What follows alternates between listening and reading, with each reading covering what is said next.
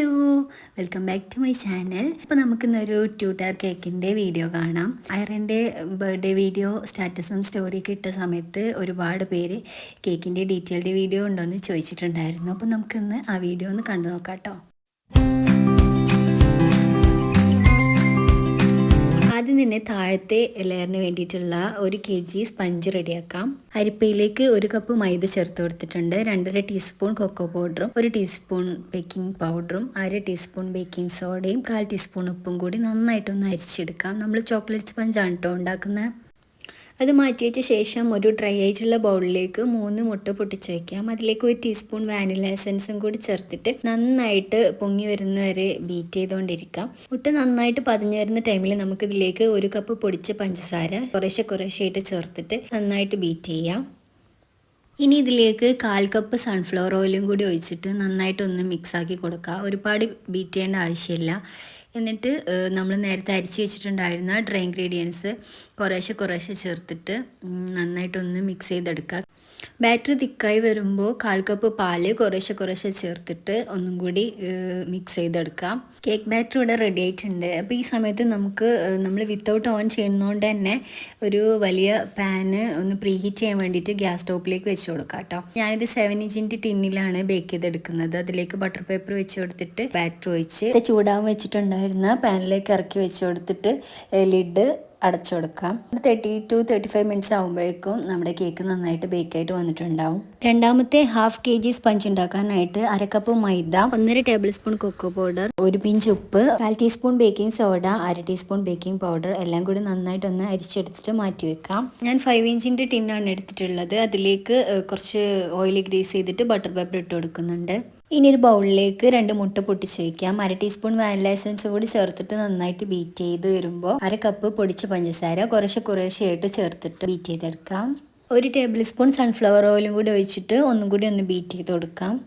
ഇത് നേരത്തെ ചെയ്തതുപോലെ തന്നെ നേരത്തെ മാറ്റി വെച്ചിട്ടുണ്ടായിരുന്ന ഡ്രൈ ഇൻഗ്രീഡിയൻസ് കുറേശ്ശെയായിട്ട് ചേർത്തിട്ട് നന്നായിട്ടൊന്ന് മിക്സ് ചെയ്തെടുക്കാം. ബാറ്റർ തിക്കായി വരുമ്പോൾ 1-2 ടേബിൾ സ്പൂൺ പാല് കൂടി ഒഴിച്ചിട്ട് കറക്റ്റ് കൺസിസ്റ്റൻസി ആക്കിയിട്ടെടുക്കാം കേട്ടോ. നേരത്തെ റെഡിയാക്കി വെച്ചിട്ടുണ്ടായിരുന്ന കേക്ക് ടിന്നിലേക്ക് ബാറ്റർ ഒഴിച്ച് കൊടുത്തിട്ട് മുമ്പ് ചെയ്ത പോലെ തന്നെ പാനിലേക്ക് ഇറക്കി വെച്ചിട്ട് ബേക്ക് ചെയ്തെടുക്കാം. വളരെ പെട്ടെന്ന് ചെയ്തെടുക്കാൻ പറ്റുന്ന ഒരു 2 ടയർ കേക്കാണിത്. 1.5 kg ഇതിന് വെയിറ്റ് വരുന്നുള്ളൂ. അപ്പോൾ നമ്മുടെ 2 സ്പഞ്ച് ഇവിടെ റെഡി ആയിട്ട് കിട്ടിയിട്ടുണ്ട്. അപ്പോൾ ഇതിൻ്റെ ബട്ടർ പേപ്പറൊക്കെ ഒന്ന് മാറ്റിയിട്ട് നമുക്കിത് കട്ട് ചെയ്തെടുക്കാം. 3 ലെയർ വീതം കട്ട് ചെയ്തെടുക്കുന്നുണ്ട്. ടോട്ടൽ 6 ലെയർ ഉണ്ടാവും കേട്ടോ. അപ്പോൾ ഇനി നമുക്കിതൊന്ന് ഐസിങ് ചെയ്തെടുക്കാം. കേക്ക് ബോർഡിൽ കുറച്ച് ക്രീം ആക്കിയതിന് ശേഷം ഓരോ പീസ് കേക്ക് വെച്ച് കൊടുക്കുക. ക്രീം വെച്ചിട്ട് ഒന്ന് ചുറ്റിച്ച് കൊടുക്കാം. അതിനുശേഷം അതിന് മുകളിൽ കുറച്ച് മിൽക്ക് ചോക്ലേറ്റ് ഗ്രേറ്റ് ചെയ്തത് ഞാൻ ഇട്ട് കൊടുക്കുന്നുണ്ട്. ഇതേ സെയിം പ്രോസസ് വെച്ചിട്ട് തന്നെ എല്ലാ ലെയറും നമുക്ക് കംപ്ലീറ്റ് ചെയ്തെടുക്കാം. ക്രീം ഇതുപോലെ അപ്ലൈ ചെയ്യുമ്പോൾ നമ്മൾ ഇതുപോലെ പൈപ്പിംഗ് ബാഗിലാക്കിയിട്ട് ചെയ്യുകയാണെങ്കിൽ വളരെ സിമ്പിളായിട്ട് നമുക്കതിൽ ചെയ്തെടുക്കാനായിട്ട് പറ്റും കേട്ടോ. എല്ലായിടത്തും ഒരേ തിക്നെസ്സിൽ നമുക്ക് കിട്ടുകയും ചെയ്യും.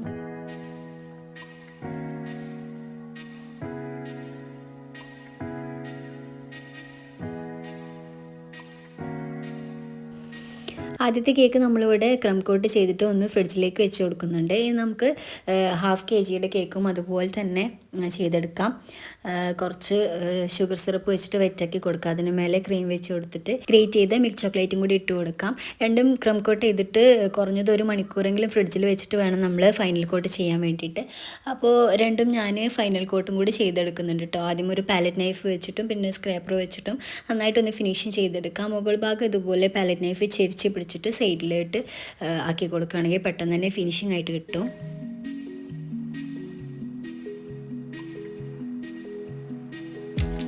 ഇനി നമുക്ക് 2 ടയർ സെറ്റ് ചെയ്തെടുക്കാം.